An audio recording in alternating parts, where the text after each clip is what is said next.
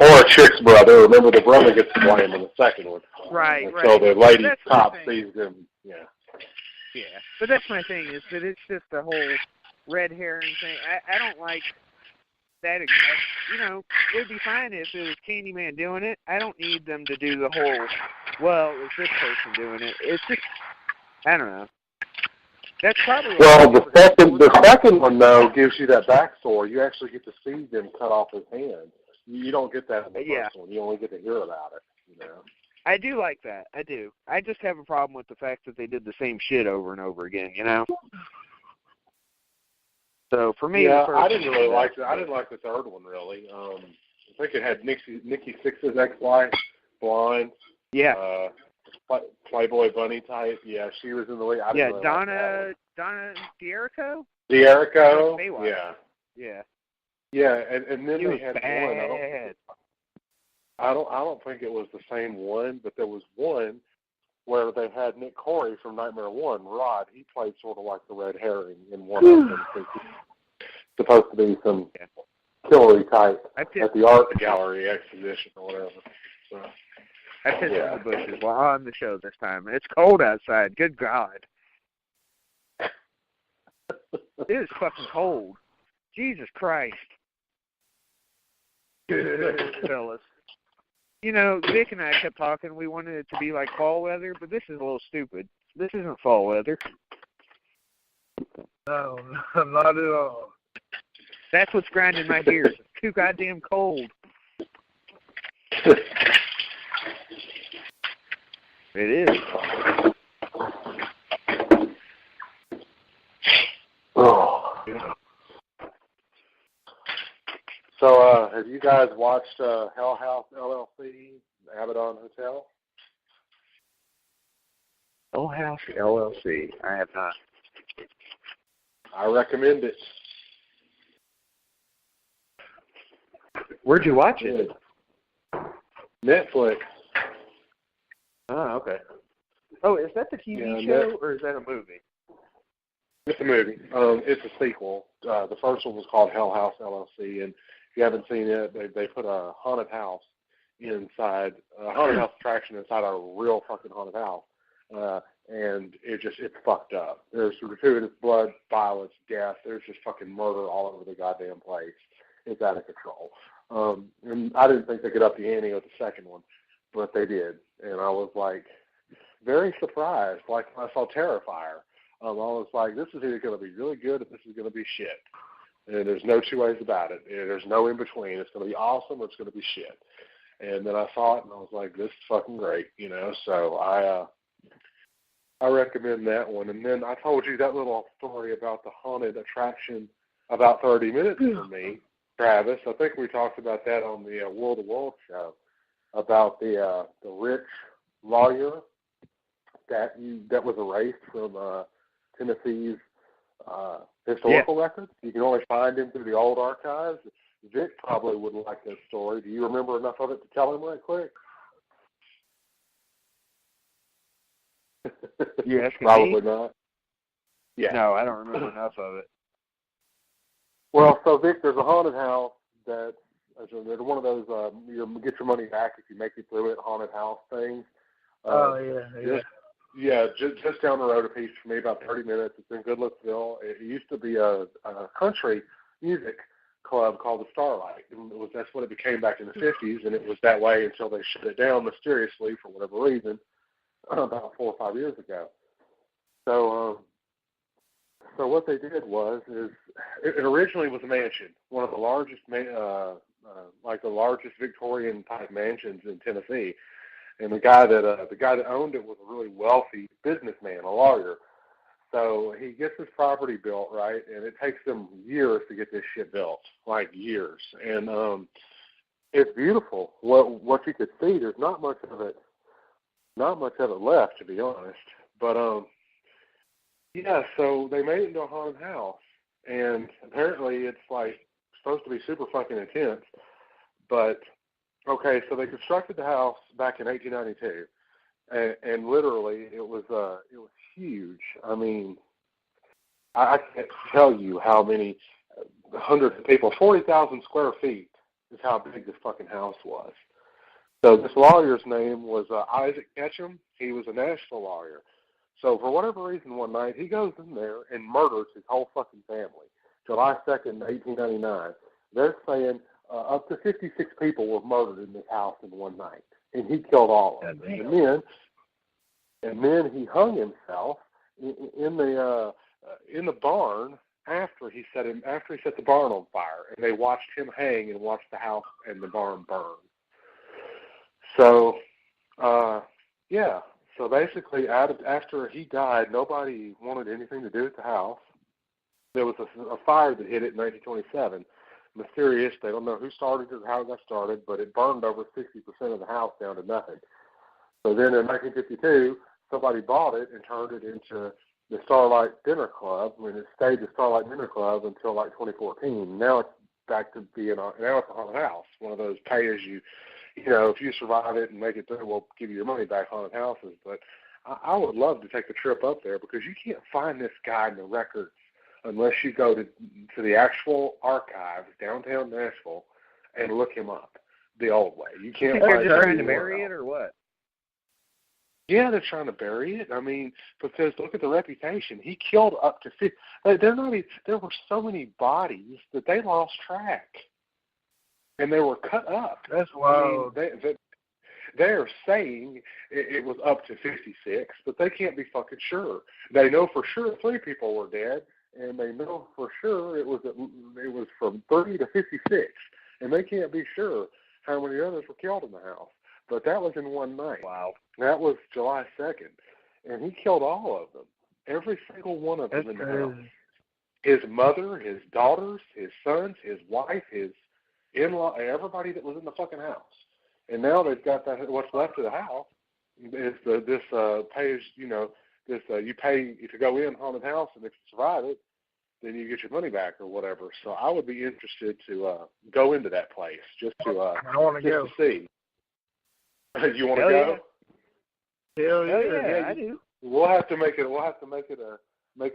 get together. Maybe we'll go out and have some beers or go eat dinner or something, and then go hit this fucking place up because it's only open from like the week before Halloween up to like November the 2nd or 3rd, and then they shut it down. But man, shit's like Waverly. Can you imagine that?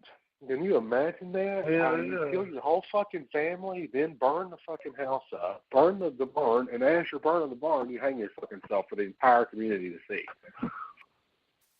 That's fucking wild. I gotta tell you. You know, I don't know why I fucking just thought of this, but I watched something funny today, just because I want to like liven the mood up, even though it's fucking awesome. So check this out. So I was looking for like some Thanksgiving stuff to watch, and I haven't watched South Park in a long time. Okay, so I don't know if this is a new episode of South Park, but it's fairly recent, I could tell. And I was watching it, and the kids like were in school, and they were supposed to, they're learning about Thanksgiving. Well, there's this guy that comes in, and he's like 1/18th Native American. You heard that right, 1/18th Native American, and he's like telling them about how that what they're telling them and the schools isn't true about what really happened, and the Native Americans were slaughtered and all this stuff. And so their assignment was to go home and like write about it and do research on what actually happened at Thanksgiving. So they decide they're going to watch the History Channel. And while they're watching the History Channel, they realize that the History Channel is saying that the aliens were involved in Thanksgiving, because the History Channel is always having shows like Ancient Aliens and shit. So the whole thing was the story of Thanksgiving actually involved aliens. So then it like turns into this whole thing where the Pilgrims and the Indians were actually from outer space, and they were fighting over stuffing, and they've come back to Earth to fight over it again. And it was goofy as shit, but it fucking cracked me up. So if you guys get the chance, you should watch it. That shit was funny. Their fucking stories are out there, But I enjoyed it. It was comedy. Yeah, that's awesome. I don't watch South Park in about 20 years. Well, I don't want to. That was pretty fucking funny. something else I want to mention that I think is cause for interest with what I was telling you about is when the lawyer died. What records of him you can find? This is the weird part. The lawyer was 85 years old when these murders were committed. Wow, that's So crazy. he was born. What the hell? He was born August 6th, 1814, and then he committed suicide July 2nd of 1899. So he was 85 years old when he murdered 56 people in his house and then hung himself after setting the fucking house on fire. I don't see He was spry. how somebody that He was spry. old, at that time period could do such a thing. But again, his family were German immigrants that immigrated to Middle Tennessee, and then he went to law school. And his place where he had his law firm is on 4th Avenue in downtown Nashville. So it took 325 men 5 years to build his fucking house. That's crazy. That's how big a 40,000 square foot mansion. It was the only Victorian mansion of that size in Tennessee. So I think this is cause for us to get together. But I mean, seriously, 85 years old. Now I know some of these serial killers, they go on and on and on, and you're old and they can still get out there and do some damage. But at 85 and then to kill 56 fucking people, how did not one of those people overpower him? It just begs the question, was there something supernatural at work here? If you believe in that sort of thing, did he have some sort of intervention or working on his behalf, or something? That'd make a hell of a movie. Yeah, it's amazing to me that shit like that doesn't exist yet. Yeah, man. I mean, so Nashville is bumfuck Nashville, as you call it. It's got some dark secrets, buddy. There's another thing I don't think you know about. Have you guys ever taken an Uber or taxi anywhere? Yeah. Well, there's a taxi driver that was working when my mother drove a taxi years ago. That's what she did professionally. Her and my stepfather were both taxi drivers. And he actually was robbed and was buckled up. And because of him, they made it where cab drivers don't have to wear seatbelts. They slit his throat, and he bled out trying to unbuckle his seatbelt to get out of the car after being robbed. So his murder was what changed the law for Nashville cab drivers.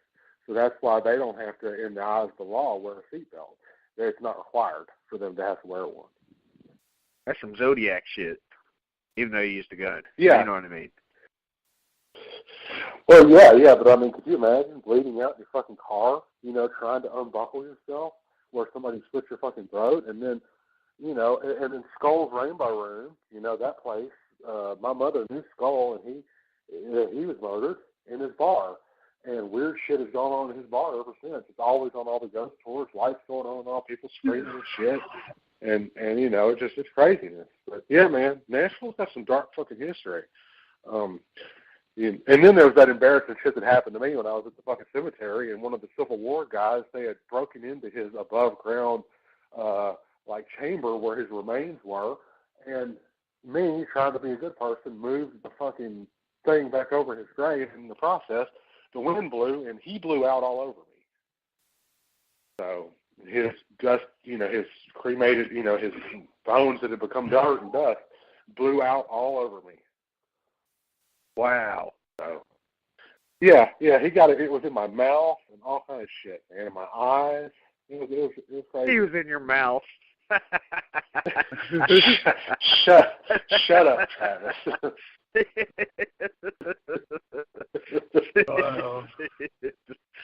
I guarantee you that this show will get mega hits because of that little admission. I guarantee you.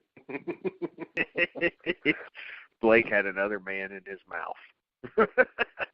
a dead man, not even a live man, a dead man. Jesus Christ, Blake. Oh, fuck. I can't take you anywhere. Well, man, it was gritty. And it made my throat kind of itch, man. Damn. Was it salty? Yes, sir. Did it smell like seawater, Blake? Jesus fucking Christ. I don't know. It smelled like dead Civil War soldiers, is what it smelled like. There was lots of, like, gunpowdery smells.